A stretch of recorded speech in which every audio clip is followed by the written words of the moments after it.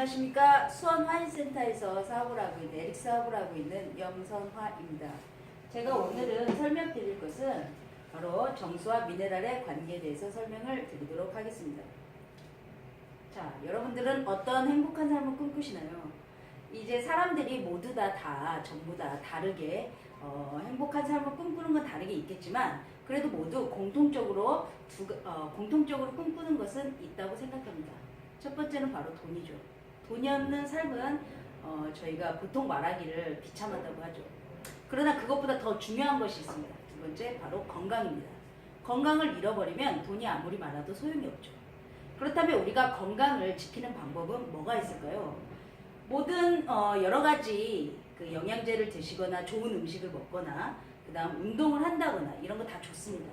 근데 딱 이 모든 것을 딱 두 개로 줄이면 바로 노폐물을 제거해 주시면 되고 그 다음 몸의 온도를 올려서 면역력을 증진시키시면 됩니다.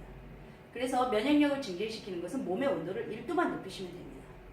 근데 문제는 뭐죠? 바로 노폐물을 제거하는 겁니다. 그렇다면 노폐물은 도대체 왜 생기는 걸까요? 노폐물이 생기는 이유는 바로 제가 지금 여러분께 얘기를 드리고 있지 않습니까? 이렇게 제가 얘기를 드릴 수 있도록 저에게 힘을 주는 에너지원인 단백질, 지방, 탄수화물 때문입니다. 이게 무슨 얘기냐? 탄수화물, 지방, 단백질은 저에게 움직일 수 있는 에너지를 제공하지만 동시에 마치 나무를 태우면 재가 남듯이 노폐물도 만들어내게 됩니다. 그렇다면 노폐물을 없애주는 게 저희의 지금 중요한 내용이지 않습니까? 노폐물을 없애주는 방법은 간단합니다. 비타민, 물, 미네랄. 이 세 가지 요소가 합해져서 마치 불을 피우면 옆에서 호호 산소를 공급해주면 확 타듯이 재를 없애주는 역할을 하는 겁니다. 그래서 이 미네랄 굉장히 중요하죠. 자, 그렇다면 우리 몸은 이런 미네랄을 끊임없이 공급을 해줘야만이 그러한 노폐물을 전부 다 제거하는데 도움이 되겠죠. 자, 이렇게 중요한 역할을 하는 미네랄, 그렇다면 어떤 것인지 잠시 설명을 하겠습니다. 미네랄은 인체를 구성하는 매우 중요한 요소이지만 우리 몸에 4% 존재합니다. 매우 적다고 생각하겠지만 아니죠. 매우 중요한 기능을 하기 때문에 사실은 4%만 있는 겁니다. 자, 우리가 보통 미네랄 하면은 뼈와 치아를 형성하거나 호르몬을 구성하거나 체내 전해질 균형을 조절하고, 근데 중요한 것은 바로 이거죠. 저희가 미네랄을 어디에서 흡수를 할 것이냐, 우리 몸에서 저절로 만들어낸다면 얼마나 좋겠습니까? 근데 저절로 만들어지지 않고 물과 식품 등 외부에서만 섭취를 해야만이 저희 몸에 들어오게 됩니다. 자, 그래서 우리가 얻을 수 있는 미네랄 종류는 대략 한 60여 가지 정도가 됩니다. 그래서 저희가 잘 알고 있는 칼슘, 마그네슘, 나트륨, 그 다음 셀레늄, 아연, 연, 황, 칼륨 이런 것들이 전부 다 미네랄에 속하는 거죠. 그래서 이 미네랄이 부족하면 어떠냐? 당연히 금방 설명을 드린 그런 요소들이 부족했었을 때 나타나는 병들이 있겠죠. 칼슘이 부족하다 했었을 때 어디 가서 이렇게만 해도 뼈가 뚝 부러지고 뭐 이런 것들, 이런 병들이 오는 건 당연합니다. 근데 더 중요한 게 있죠. 바로 신체가 산성화가 된다는 겁니다. 신체가 산성화되면 암세포가 활발하게 활동을 하게 되는 것이죠. 그러면 이렇게 중요한 미네랄 도대체 어디서 얻어야 할까요? 제일 간단한 방법은 그냥 영양제 사 먹으면 됩니다. 아니면 뭐 야채 뜯어서 먹으면 되고 그냥 고기 이렇게 먹으면 되고. 그러나 제일 간단한 방법이 있습니다. 저희가 매일 아침에 일어나서 목이 마르면 바로 먹는 것, 바로 물입니다. 수시로 물을 많이 먹지 않습니까? 그 속에 미네랄이 충분히 풍부하게 들어있습니다. 이렇게 중요한 물, 그런데 우리가 주변에서 그냥 가장 손쉽게 얻을 수 있는 물은 무엇이냐? 바로 수돗물입니다. 그래서 수돗물을 그냥 먹으면 원수로서는 매우 뛰어나요. 그래서 문제가 없지만 사실 수돗물의 가장 큰 문제점은 배관입니다. 배관이 오래되면은 거기에 이제 오래되다 보니까 배관이 뜯어지고 부셔지고 하면서 그 금속들이 전부 다 물에 들어가게 되는 거죠. 거기에 동시에 제가 제일 싫어하는 세균이나 박테리아 이런 징그러운 것들이 거기에 포함이 돼서 물속에 포함이 돼서 이렇게 저한테 오게 되는 거죠. 그러니 수돗물은 절대로 드시면 안 됩니다. 그냥 드시면 안 됩니다. 자, 그렇다면 이제 사람들은 어떤 생각을 한다? 그런 것들을 걸러내서 먹어야죠. 그렇기 때문에 정수기가 나오게 되는 겁니다. 자, 우리나라에 정수기가 도입이 된 게 80년대부터라고 합니다. 그래서 80년대부터 정수기를 도입했는데 그 정수기의 대부분이 역삼투압 필터를 사용했다는 거죠. 그래서 정수기가 도입이 된 다음부터 우리나라의 암 발생률이 전 세계 1위를 차지하고 있다고 합니다. 그만큼 문제가 심각하다는 거죠. 그런데 저희는 지금도 역삼투압 필터를 사용한 정수기를 제일 많이 사용하지 않습니까? 그렇다면 이러한 정수기는 어떤 장단점이 있는지 간단히 설명드리도록 하겠습니다. 자, 먼저 역삼투압 방식의 정수입니다. 이 방식을 통해서 나온 물은 pH 농도가 5.8에서 6.5 정도이고 그러면 수돗물이 보통 7.4 정도 되니까 수돗물보다도 더 강한 산성입니다. 자, 그래서 장점은 물속에 녹아있는 중금속, 박테리아 등 미세 물질까지 전부 다 제거가 가능하죠. 왜? 역삼투압 방법은 말 그대로 농도 차이를 이용해서 한쪽으로 쏠렸을 때 그걸 밀어서 미세한 막을 통과해서 걸러주는 방식인데 그 막이 굉장히 촘촘합니다. 저희가 상상할 수 없을 정도로.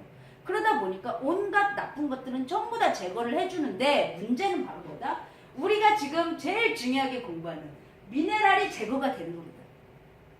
그럼 뭐 아무리 그러니까 많이 마셔도 소용이 없는 거죠. 거기에 플러스 pH 농도 아까 설명드렸듯이 산성화가 돼서 나옵니다. 드셔야겠습니까? 아니죠. 자, 그 다음 많이 사용하는 중공사막 필터 방식입니다. 이걸 통해서 나온 물의 pH 농도는 7.2에서 8 정도 되죠. 약 알칼리 정도 띱니다. 좋은 거죠. 자, 이거는 이제 말을 좀 띄어서 하셔야 할 것 같아요. 중공사막 필터 방식입니다. 중공사라는 것은 말 그대로 실사, 얇은 실이 가운데에 촘촘하게 구멍이 뚫려 있는 형태입니다. 그래서 이 구멍이 아까 얘기한 역삼투압 필터보다는 구멍이 약간 크죠. 그러다 보니까 통과시키거나 내보내는 것이 다르게 됩니다. 장점은 높은 투과성으로 물 낭비가 없고 설치가 간단하고 중요한 것, 미네랄을 걸러내지 않습니다. 그리고 약간 알칼리고. 근데 단점은 뭐냐? 구멍이 크다 보니까 노안 곳에서 배관이 있거나 이런 곳에서는 사용을 할 수가 없습니다. 그리고 커다란 아주 많은 양의 물을 걸러내야 할 때는 사용하기가 굉장히 불편하죠.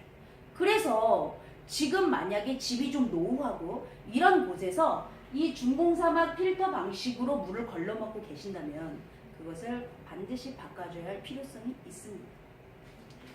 자, 그 다음 이온수기입니다. 이 이온수기는 몸이 안 좋으신 환자분들이 많이 드시면 좋은 방식입니다.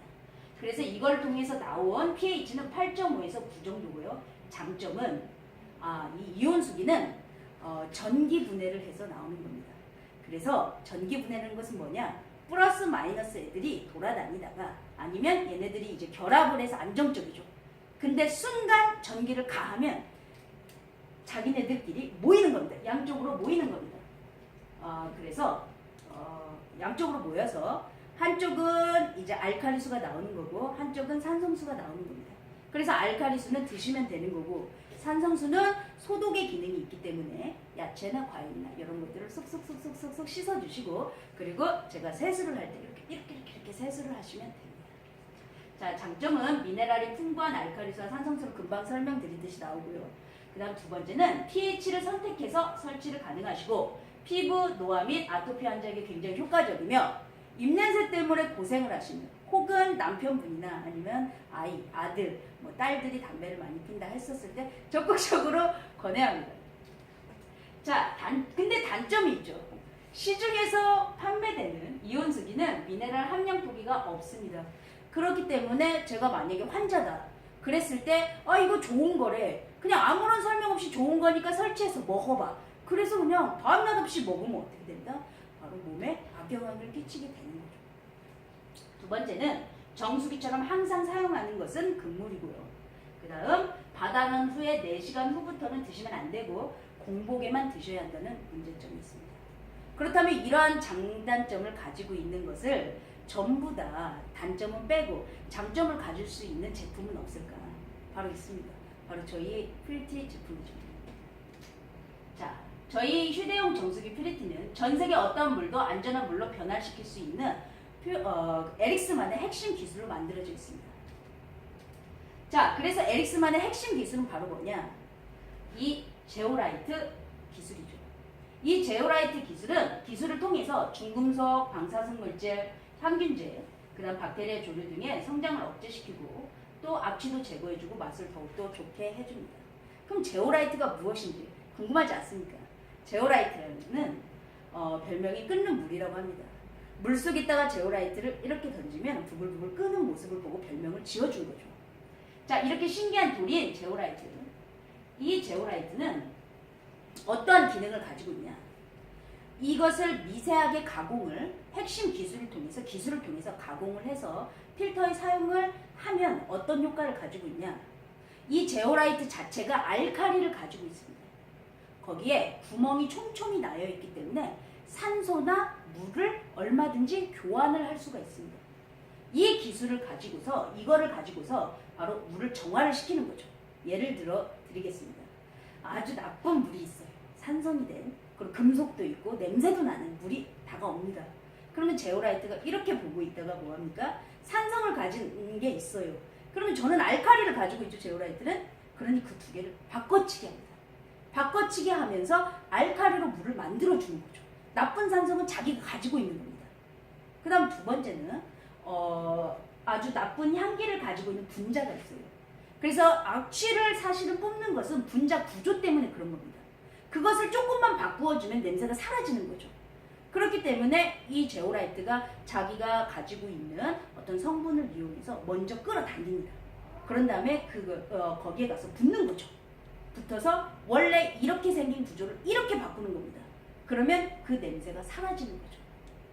그 다음 이 제오라이트 구멍은 크기가 다 다릅니다. 그래서 크기가 큰, 보통 그 금속이온이 크기가 크거든요. 그 크기가 큰 금속이온이 들어오게 되면 막고서 스탑, 너는 못 들어와. 이런 식으로 막아주게 되는 겁니다. 이러한 기술을 이용해서 바로 세계 최고의 어떤 필터를 만들었고 그거를 저희한테 이렇게 제공을 하고 있는 게 바로 퓨리티의 휴대용 정수기입니다. 자, 지금까지 설명에 수원하이센터 명선아였습니다. 감사합니다.